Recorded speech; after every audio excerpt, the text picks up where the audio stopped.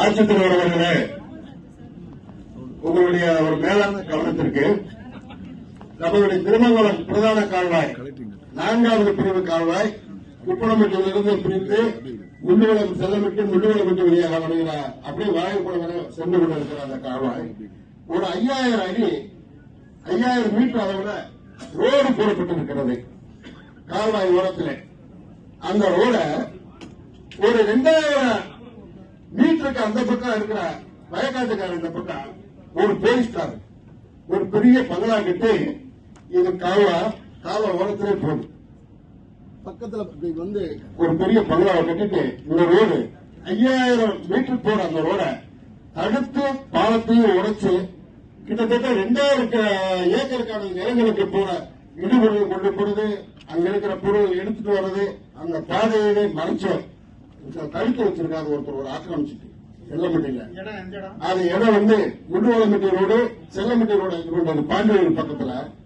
இந்த இது எங்க வருதுன்னா நம்ம திருமங்கலம் பிரதான கால்வாயில வருது. 4வது இப்ப அந்த கிராமத்துல இருந்து பாதிக்கப்பட்டிருக்கிற விவசாயி எந்த விவசாயமே பண்ண முடியல.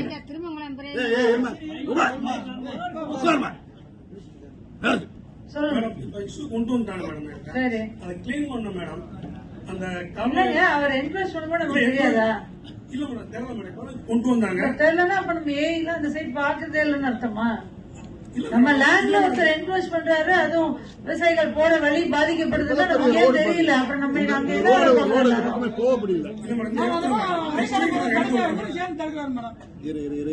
அவங்களோட கம்ப்ளைண்ட் சொல்றாங்களே, நீங்க சேர்ந்து தடுக்கிறீங்க. அவர் யாரு என்கரேஜர்? யாரு சொல்றாங்க? ஏற்கனவே உங்களுக்கு சொல்லிட்டுதான் சொல்றாங்க. அப்புறம் இப்பதான் சொல்றாங்க. போன மாசம் மனு கொடுத்திருந்தேன் மேடம். சரி, அவ என்ன சொன்னாங்க, கவர்மெண்ட் பண்ணலன்ட்டாங்க. சார் நான் சொந்த செலவு பண்ணணும். இவங்க வந்து அந்த 4th பிசி சம்பந்தமா கேட்டிருந்தாங்க மேடம். அந்த வந்து நாங்க வந்து ஒரு 5.6 crore வந்து இப்ப வந்து அனௌன்ஸ்மெண்ட் இவங்க அனுப்பிச்சிட்டோம் மேடம். இந்த என்க்ரோச்மெண்ட் இப்ப சொல்றாங்க நெக்ஸ்ட் வீக் நான் தாசாருக்கு எடுத்துறேன். இல்ல தப்பு மேடம்.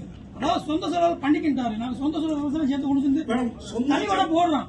அதை ஒரு தடுக்கிறாரு, வந்து அவருக்கு ஒரு சாதமா வராது. இல்ல மேடம், இருங்க தவசி இருங்க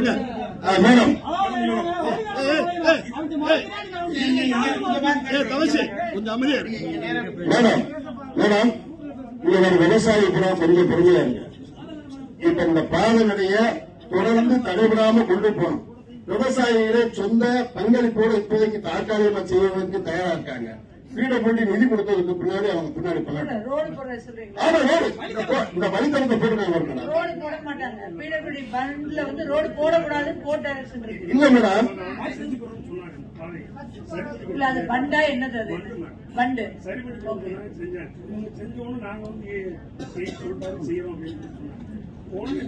அப்புறம் நான் என்னுடைய செய்வேன். சில்ல போயிடுச்சுன்னா தண்ணி ரெகுலேஷன் பண்ண முடியும். அதனால இருங்க 2 நாள் கழிச்சு நான் பார்த்துட்டு என்க்ரோச் பண்ணா எடுத்து வந்துடும் சொல்லியாச்சு. ரோடு போடுறதுக்கு வாய்ப்பு இல்லை.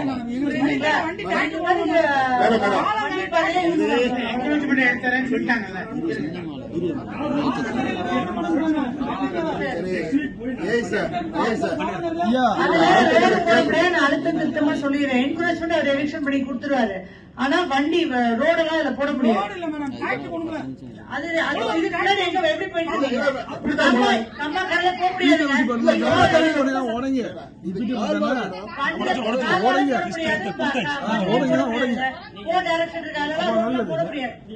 திரும்ப நான் சொல்லிட்டு அடுத்த திரும்ப உங்களுக்கு சொல்றேன், அதுல போடக்கூடாது. அதை போக்க நான் போய் நீங்க நிக்க மாட்டீங்க. புரியுதுங்களா? இது வரைக்கும் எப்படி போனீங்க? எப்படி போனீங்க?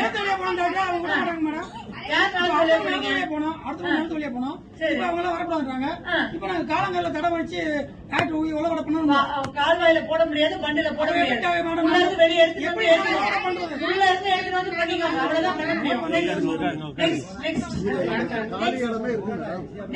காலி இடம் இருந்தாலும் நான் பர்மிட் பண்ண முடியாது. நாளைக்கு நான் கோர்ட்ல நிக்கணும். ஏற்கனவே ஒருத்தங்க மறைச்சிட்டு இருக்காங்க, கோர்ட்டுக்கு போனா நான் தான் அங்க போய் கண்டெம்ட்ல நிக்கணும். ஒரு தனிநபர் தானே, அவனே இந்த ரோட்டை பயன்படுத்துறான்ல. அது ரோடு போட முடியாதுங்க சட்டப்படி. போட முடியாத ரோடு எப்படி போடுவேன்னு நான் சொல்ல முடியும்.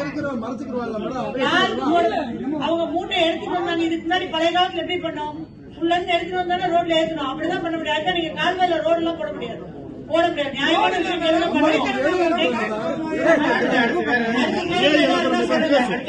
பேசுவோம்.